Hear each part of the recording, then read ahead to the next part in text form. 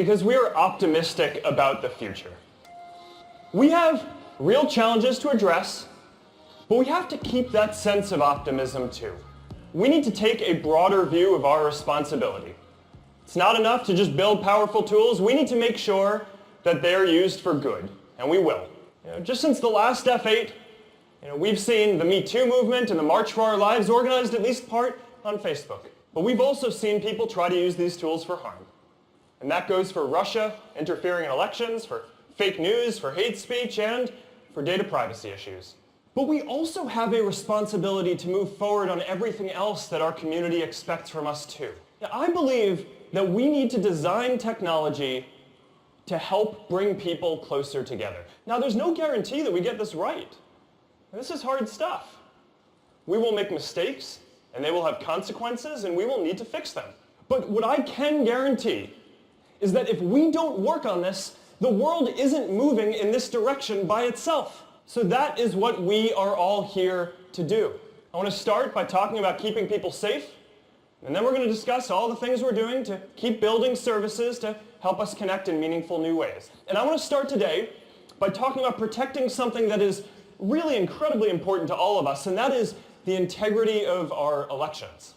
In 2016, we were slow to identify Russian interference. We expected more traditional cyber attacks like phishing and malware and hacking, and we identified those and notified the right people, but we didn't expect these coordinated information operations. We will never be unprepared for this again.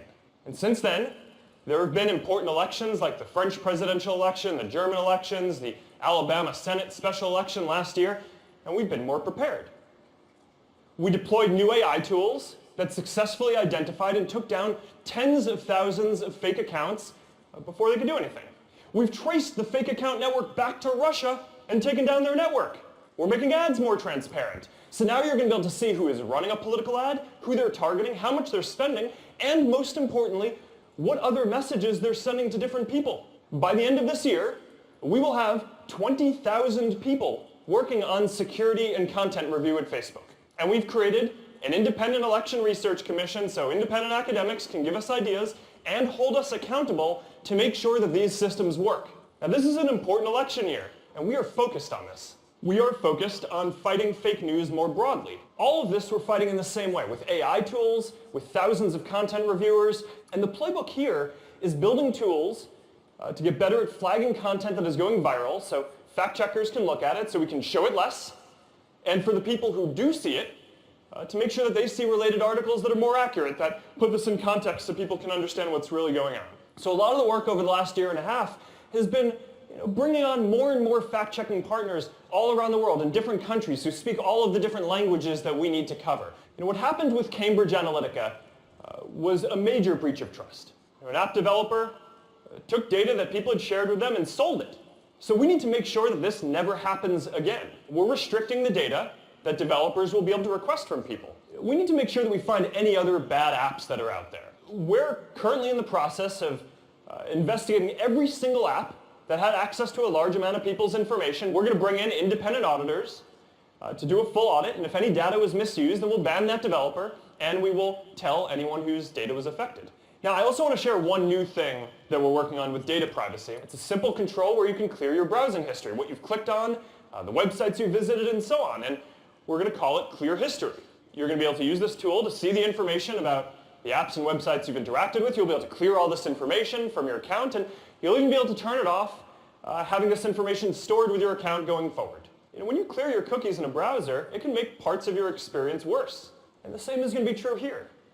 Or your Facebook won't be quite as good while it relearns your preferences. This is the kind of control that we think that people should have. We also have a responsibility to keep building services that bring people together in new ways. This is our 10-year product roadmap, and it sets out all the different areas that we're working on and when we expect these ecosystems to be fully developed. So let's start with the Facebook app. We're rolling out something that we call Watch Party, which lets you watch video and chat with your friends. So, let's say that your friend is testifying in Congress. For example, now you're going to be able to bring your friends together and you can laugh together and you can cry together. Some of my friends actually did this.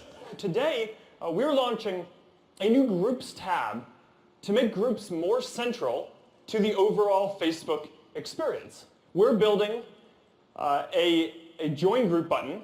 Admins and developers can add to their websites and their emails. Today, we are announcing a new set of features coming soon around dating. This is going to be for building real long-term relationships, all right, not just hookups. It's going to be in the Facebook app, but it's totally optional. It's opt-in, so I want to be clear that we have designed this with privacy and safety in mind from the beginning. Your friends aren't going to see your profile, so we're excited to start rolling this out soon. Now let's talk about Instagram. We're launching a completely new design for Explore that is going to organize the content around topic channels now. We're announcing video chat and Instagram. You're going to be able to just tap on a new camera icon right in the top of any direct thread that you have, and you're going to be able to video chat one-on-one or with groups. You're going to be able to minimize the video while you're chatting and using Instagram. And last year at F8, we announced the AR camera effects platform, and today we're bringing it to Instagram. If you're browsing stories and you see a cool effect, you'll always be able to try it on. Now let's talk about WhatsApp. I just want to say, yesterday Jan Koum, the founder of WhatsApp, announced that he is leaving us and moving on. And I just want to take a moment to thank Jan. We are announcing that we are bringing group video calling to WhatsApp soon too. The next phase for WhatsApp, beyond just communicating with your friends and family, is going to be helping people connect with businesses as well. The next step is going to be giving large businesses tools to be on WhatsApp too, and we're working on this now. We're taking this moment to completely redesign Messenger to focus on these ideas. And here's what the new Messenger is going to look like. I mentioned earlier that we are bringing the AR camera effects platform to Instagram. And we're also bringing this to the Messenger platform as well. Priscilla will be there, and Max will just be like, oh, look, Mama, Dad has a bunny. Or an ogre. All right, talk about virtual reality and the future.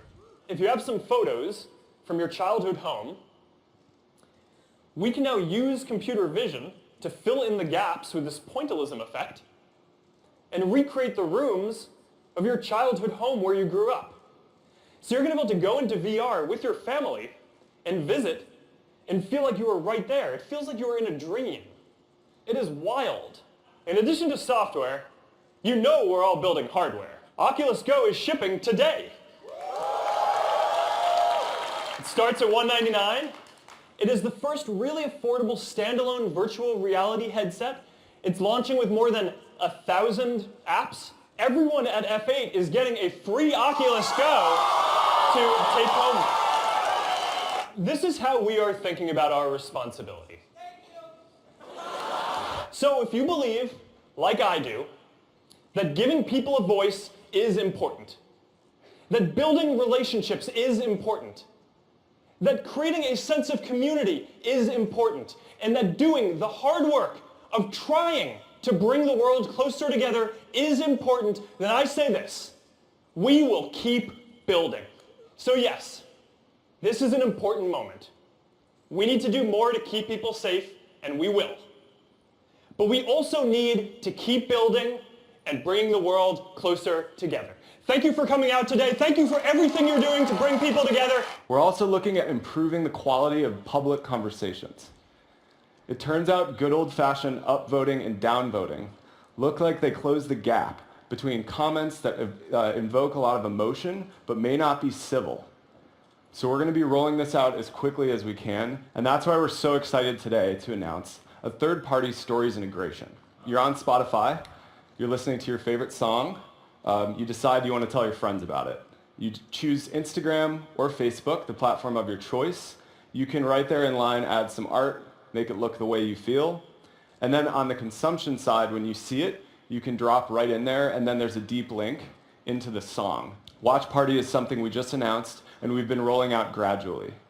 This is just the experience of watching the same frame of the same video at the same time with thousands of people all around the world. Today we're showing a sneak preview of a new feature called live commentating, which will let the group leader or the video creator or anybody in the audience put their face into the screen and narrate whatever it is that they want to say about what's being watched. So this is Jennifer. This is her Facebook profile. She would see in the upper right a place she can tap to go to Dating Home.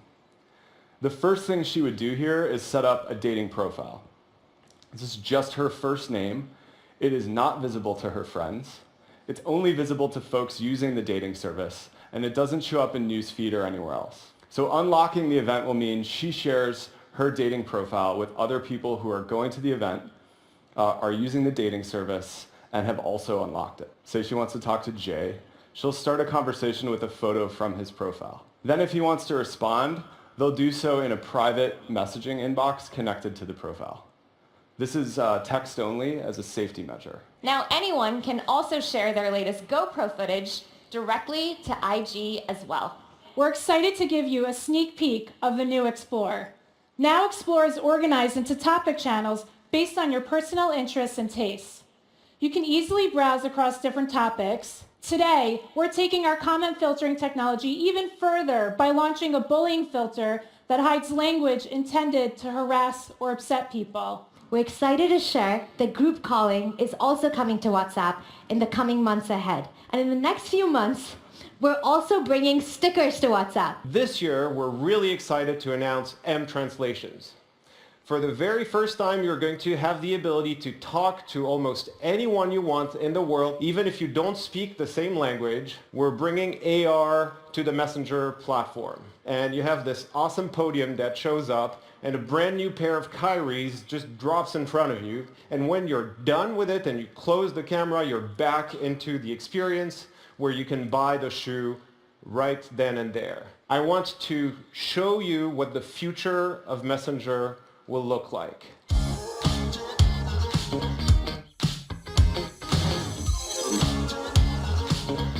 With Oculus Go, we're introducing 3 flagship experiences for social entertainment in VR. Let's start with Oculus TV. You get this ginormous virtual TV in your living room that's equivalent to a 180-inch screen in reality.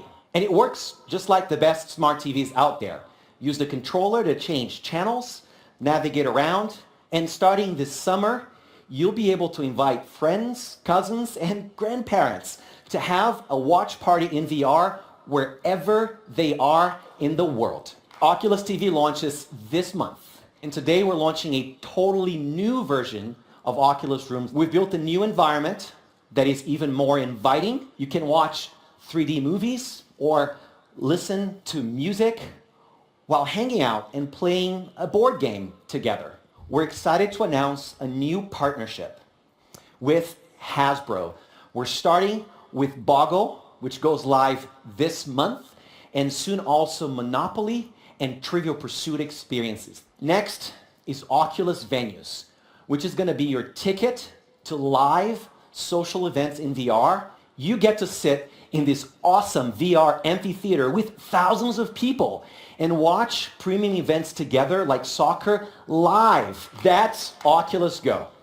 For $199, you get access to over 1,000 apps and games. We're also launching a version of Oculus Go with double the storage memory, 64 gigabytes for $249. With one tap, you can bring a 3D object into Facebook camera using our AR technology. This means you can grab a 3D object right out of Newsfeed and bring it straight into your world. And it's launching next month. This summer, we're rolling out 3D photos. You simply take a picture with your smartphone and upload it to Facebook as a 3D photo. Imagine taking these 2D photos and videos, and with the magic of AI, reconstructing a place and a moment that's important to you. So what you're seeing is a 3D environment built with point cloud reconstruction from flat videos. You pop on a VR headset and you're there again. That's what matters to us at Facebook, making technology social from the start. So let's do this. Let's keep building together.